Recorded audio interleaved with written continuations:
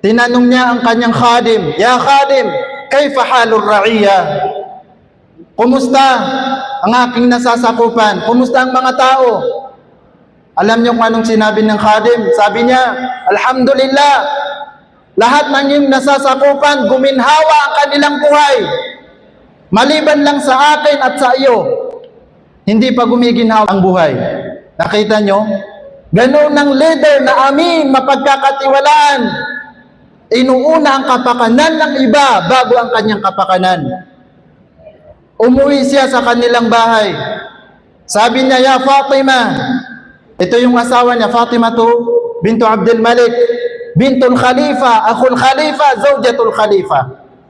Sabi niya, "Mayroon ka ba siyang isang dirham?" Sabi ng kanyang asawa, "Anong gagawin mo sa isang dirham?" Sabi niya, "Pumunta ako ng palengke, nakakita ako ng grapes at nag-cravings ako."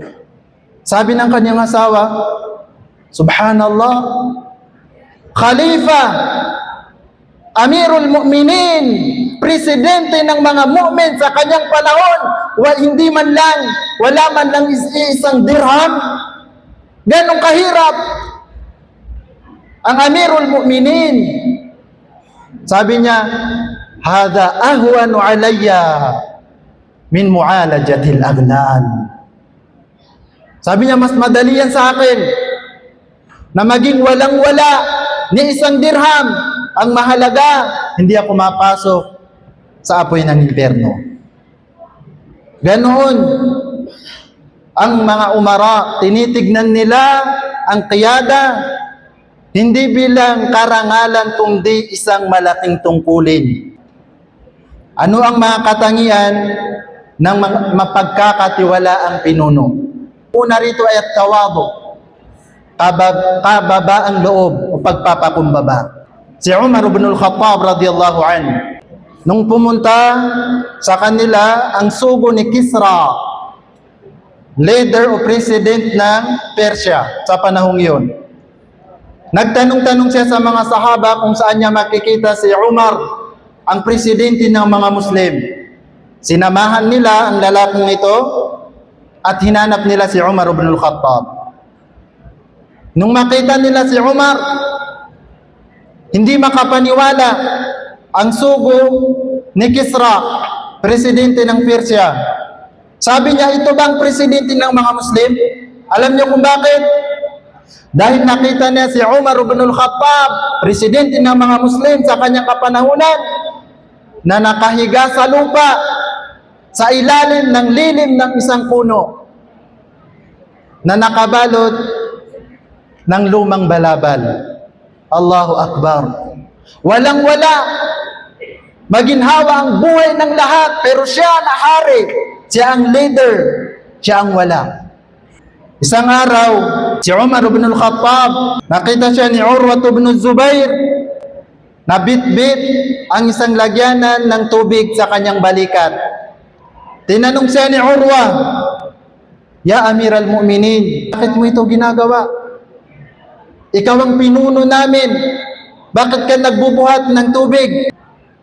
Sabi niya, "Kanina, dumating sa akin ang mga wafud at nung makita ko na lahat ng aking sinasabi ay sinusunod nila at kanilang pinakikinggan, pumasok sa akin ang kibr.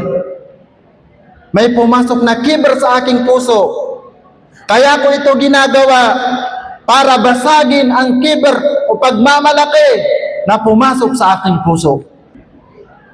Ang isang pinuno na amin, mapagkakatiwalaan, kabilang sa kanyang mga sifat, katangian, ay makatarungan. Si Umar bin Abdul Aziz, isang araw nagtatrabaho siya para sa pangangasiwa ng pangangailangan ng mga Muslim.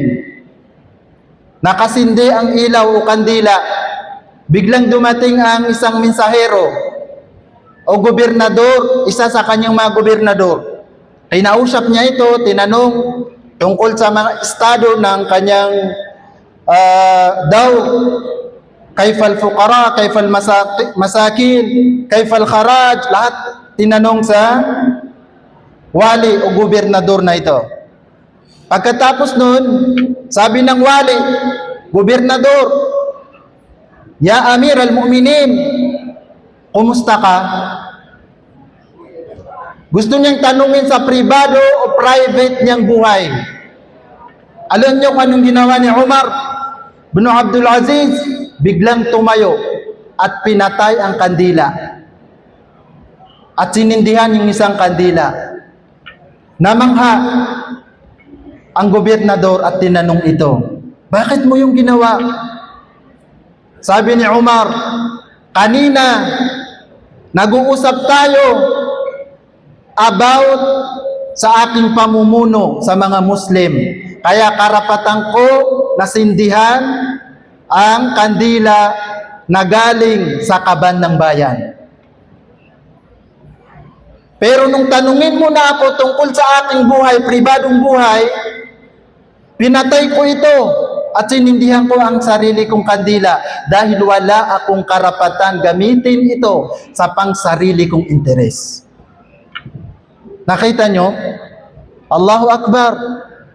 Sana kung mai-apply lang sana, mai-a-apply ito ng ating mga pinuno, napakalaking pondo ang matitira sa ating bayan. Walang ni isang maghihirap. Mga kapatid, sa mananampalatayang Islam, si Umar bin Abdul Aziz, min suwari adalate, noong siya ay maging khalifa, nagdesisyon siya na ibalik ang lahat ng kinuha ng kanyang kamag-anak, mga gobernador na una, na kinuha nila na kayamanan mula sa mga tao. Gusto niya ito ibalik. Tinipon niya ang kanyang mga kamag-anak, abna wa a'mamihi, Banu Umayyah, tinipon silang lahat ni Umar bin Abdul Aziz. Sinabi niya, ngayon, Yawmul Adl, araw ng katarungan.